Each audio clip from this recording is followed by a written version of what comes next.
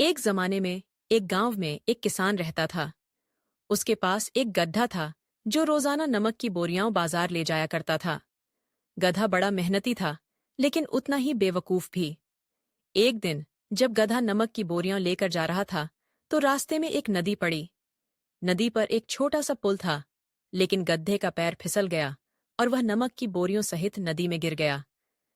जब गधा नदी से निकला, तो उसने महसूस किया कि उसकी पीठ पर बोझ बहुत हल्का हो गया है। नमक पानी में घुल गया था और बोरियां खाली हो गई थीं। गधा यह देखकर बड़ा खुश हुआ कि बिना मेहनत के उसका वजन कम हो गया है।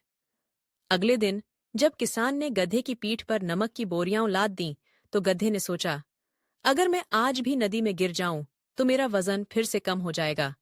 चूंकि जब गधा नदी के पास पहुंचा, तो उसने जानबूझकर अपना पैर फिसलाया और नमक की बोरियों सहित नदी में बैठ गया।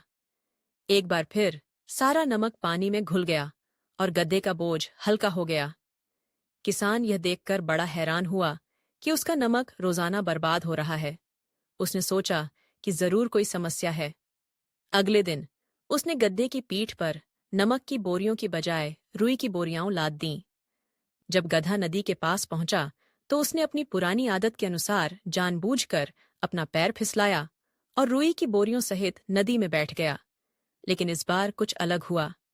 रुई ने सारा पानी सोख लिया और बोरियां पहले से कहीं ज्यादा भारी हो गईं। गधे को अब पहले से ज्यादा वजन उठाना पड़ रहा था। गधा बड़ा परेशान हुआ और सोचने लगा कि यह क्या मुसीबत है। उसे तब समझ आया कि हर चालाकी काम नहीं आती।